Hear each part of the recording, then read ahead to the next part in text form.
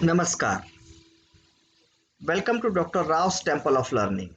This is your YouTube channel, Spiritual Management Course. This is part 1 of my 14th small independent discourse presented to you entitled as The Science of Meditation. Yes, this is Dr. A.P. Rao, Vice President, Telecom Division, High Physics Laboratory India Private Limited, MIDC Ranjangaon, Pune, Maharashtra. Understanding through the course of spiritual management says that puja of Eastern mythology is very equivalent to the meditation of Western culture. And moreover, no formal education is required to perform a puja. While in puja, when you sit in front of idol of your god and become calm and thoughtless, you are meditating only. So welcome to the science of meditation. In Eastern mythology, there is immense importance of puja. At every house in our country, puja of one's own god is being carried out in the morning or evening daily. The people use statues and photo frames of their god to pray by decorating them with flowers, etc.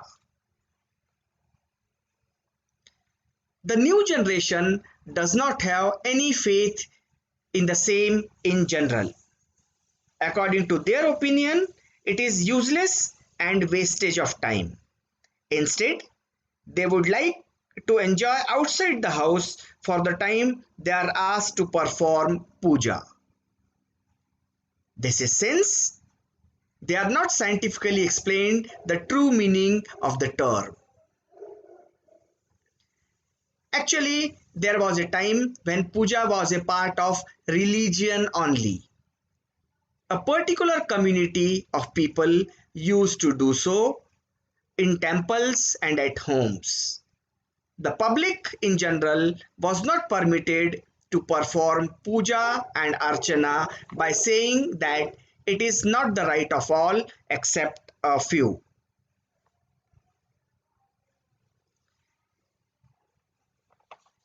Puja is the simplest form of meditation. Now, because of such attitudes of some leading people in the society, the true development of the process could not happen. Now we realize that puja is a simple form of meditation to start with, and that since meditation is scientific, the puja was also scientific. Even though it was carried out by so-called uneducated people in old days in our country. And in due course of time, it was declared as something required for uneducated or old and retired people having no other work. This has rigorously been done during the time when English ruled us. Thereafter, it was needed to be explained this to all in a form understandable to them in general and to the new generation in particular. Now let us speak about meditation versus puja once again. Therefore, many philosophical scientists like Swami Vivekananda, Swami Paramhansa, etc., came forward to explain our cultural heritage with new dimensions to the younger generation. Meditation is an English word used to do for the purpose. The puja is carried out in the East since more than thousands of years. It provides us joy from our inner core without any external materialistic world. Now we have learned that the basic purpose of puja of old days was to make practice of the word and the process called meditation in the present time. But this can only be understood by those who have gone to the silence of puja or meditation.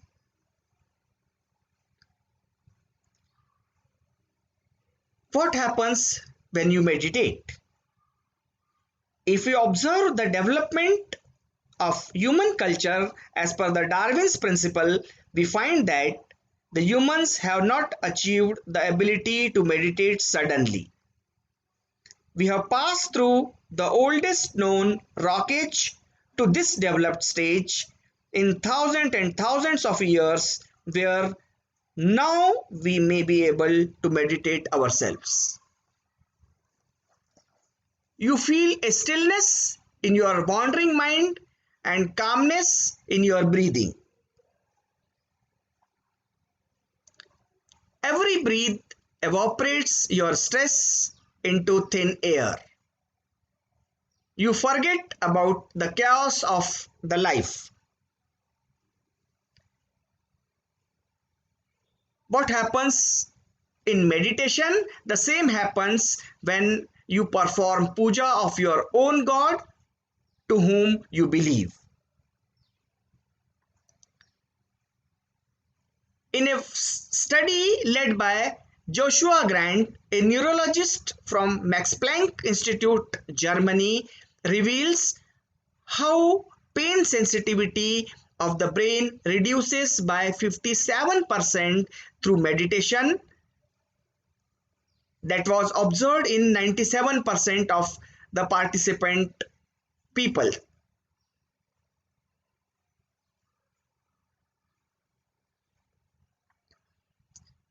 Understand that puja or meditation is not a feeling only. The medical science has determined four sections of the brain as shown in the picture 1. This science has experimented and observed that these lobes have got diffused and become more powerful after meditation as shown in picture 2. Understand that the species other than human may feel love and joy, but they cannot meditate. This shows that the puja or meditation is just not a feeling. The internal feeling may be said one small part to start it. Human beings have learned meditation, which is considered as a part and or type of biological development, took place through the nature.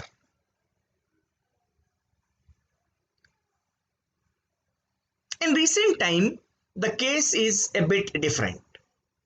With the development of science, the reasoning has got immense importance. Earlier, the people in the East were interested in results only and not in reasoning. Therefore, they used to pray the god through puja, which was nothing but meditation for the peace of mind.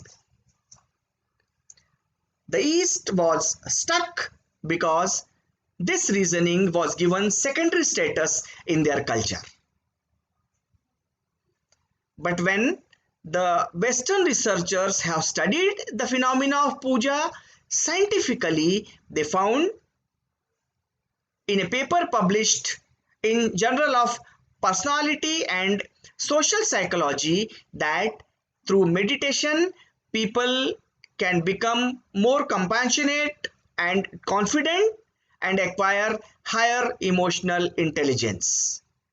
The same is said for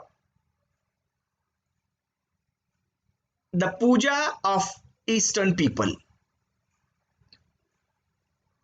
That is why the word like meditation and Reiki has got appeared to our new generation as something new and different. which was not known to them earlier. But it was known to our age-old scientific community called rishis.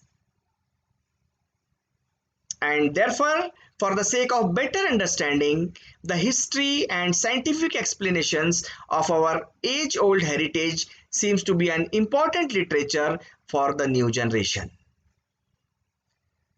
Dr.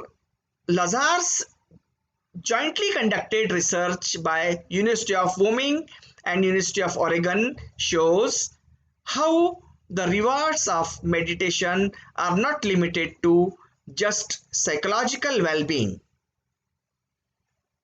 It also helps people to become a better version of themselves. Meditation has nothing to do with education. It may be said and observed that so-called uneducated people in villages are able to meditate successfully than an educated one. This may be because their mind accepts fully what is being narrated to them by their gurus. Unfortunately, the science has taught us not to believe anything without reason. In one way, that is also not wrong. But because of lack of knowledge, we do not know all the theory and reasons and thus do not accept the things as they are, which is something like half knowledge dangerous. Thank you very much for your patient watch. This is all for part 1 of Science of Meditation. We shall continue this discourse to part 2 and shall conclude it. Thank you. Thank you very much.